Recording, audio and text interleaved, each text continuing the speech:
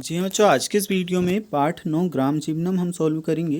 8th grade अभ्यास पुस्तिका class 7 Sanskrit की जो आपकी बुक है, इसका बच्चों पाठ 9 हम सॉल्व कर रहे हैं और पाठ का नाम है ग्राम जीवनम। अब इसमें जो भी क्वेश्चंस आपको दिए हैं, सभी प्रश्नों के सही सही उत्तर आपको इस वीडियो में बताए जाएंगे। बच्चों, जैसे कि पहला क्वेश्चन है आपका, इस प्रश्न में आपसे पूछा है अहम छात्रावासे स्थित्वा सम्यक अध्ययनम करोमि। इस प्रश्न में आपका बा ऑप्शन करोमि सही उत्तर रहेगा।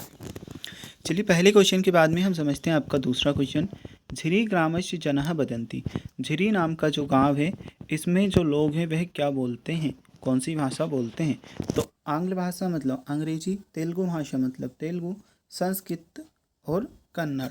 अब बच्चों, जो झिरी नाम का ग्राम है, इसमें सभी लोग संस्कृत भाषा बोलते हैं, तो संस्कृत भाषायाम, ये आपका सा वाला ऑप्शन संस्कृत भाषायाम सही उत्तर है। दूसरे नंबर के प्रश्न के बाद में तीसरा प्रश्न आपका आ जाता है, ग्रामस्य सर्वे पशवः एकः नदी प्रवहति।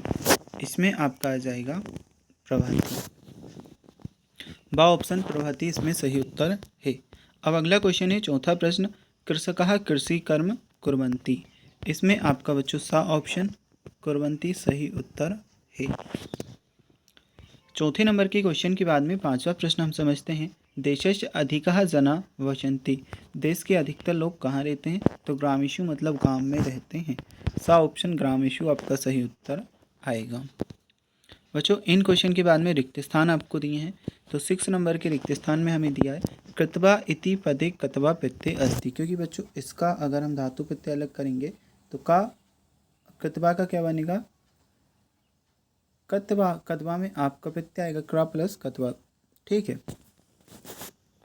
तो इसमें आपका क्या प्रत्यय है? कत्वा। नेक्स्ट है अभमम इति पदे पुरुष अस्ति। इसमें कौन सा पुरुष है? तो उत्तम पुरुष है। नेक्स्ट बी प्लस क्री प्लस ल्यप, इससे कौन सा शब्द बनेगा? तो इससे बनेगा बिक्रिये।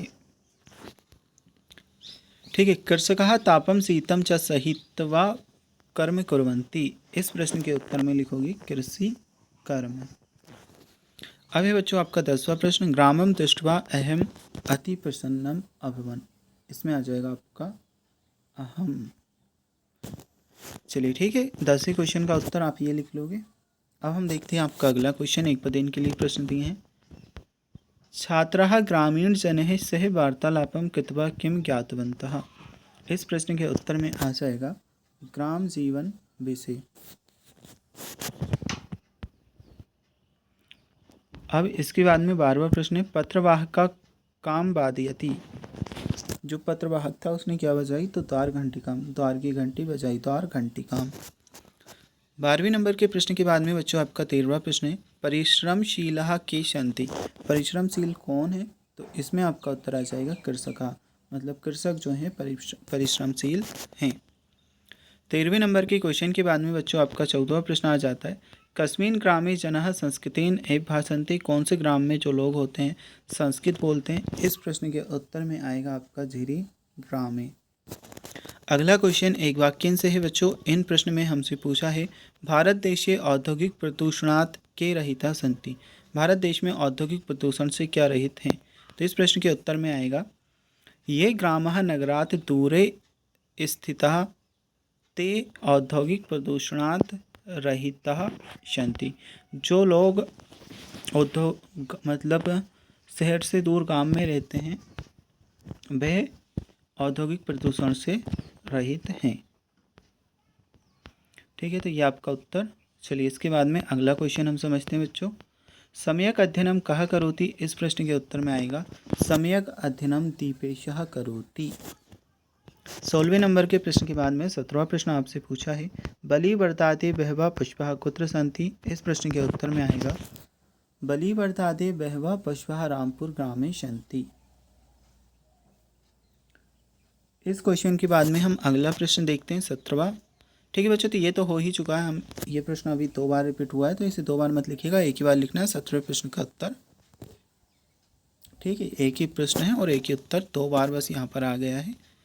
अब बच्चों, इसके बाद में जो आपका 18वां प्रश्न है, इस पर 17वां नंबर डाला है, लेकिन ये कौन सा प्रश्न है आपका? 18वां, क्योंकि इसके बाद में 19वां हमारा प्रश्न आएगा।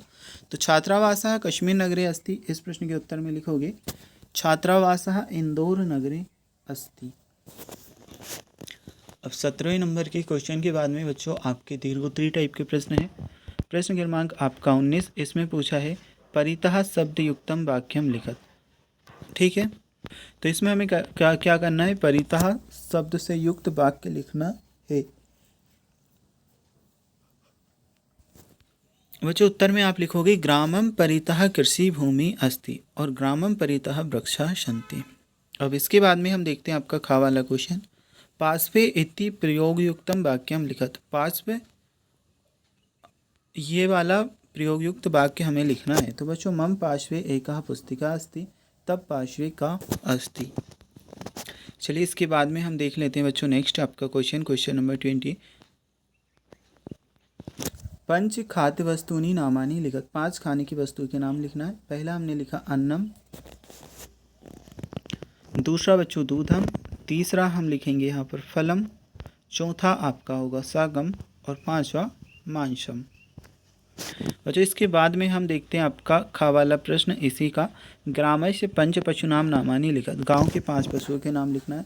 तो गौ मतलब गाय, इसके बाद में दूसरा है अश्व, अश्व मतलब घोड़ा, अजह मतलब बकरी बकरा, ठीक है, उष्ट मतलब ऊँट और लास्ट में हम लिखेंगे मैसहा। अब बच्चों इसके बाद में 21वां आपका क्वेश्चन आ जाता है, ग्रामे जना कथम धनोपार्जनम कुर्वन्ति पंचवाक्येषु लिखत। गांव में लोग धन कैसे अर्जित करते हैं, 5 वाक्य लिखना है। पहला वाला वाक्य हमने लिखा ग्रामे जना कृषि कर्मणा धनोपार्जनम कुर्वन्ति। गांव में लोग कृषि कर्म करके, कृषि का कार्य करके धन अर्जित करते हैं। गवा पालनम कृत्वा दुग्ध विक्रयणे धनोपार्जनम कुर्वन्ति। गाय पालते हैं और उसका दूध बेचते हैं, उससे भी धन का अर्जन होता है। हस्तकला एवं काष्ठ कर्मणा विक्रयणेन धनम संपादयति। ठीक है, ये आपका हो जाएगा तीसरा पॉइंट। इसके बाद में बच्चों चौथा पॉइंट, लघु उद्यमानां स्थापनम कृत्वा धनम अर्जयन्ति। और इसके बाद में 5वां पॉइंट आपका आएगा, तीर्थाटन सेवां प्रदाय धनम संपादयन्ति। और बच्चों 21वें प्रश्न के बाद में 22वां प्रश्न आपका आ जाता है, ग्रामस्य वातावरणम इति विषय पंचवाक्यानि लिखत। गांव के वातावरण के विषय में 5 वाक्य लिखना है।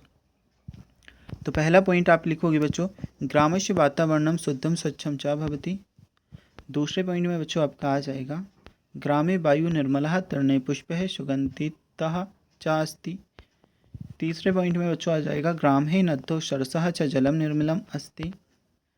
और तीसरे पॉइंट के बाद में चौथा पॉइंट लिखोगे, ग्रामे वृक्षा अधिकाः सन्ति ये पर्यावरणम संतुलितम भवति।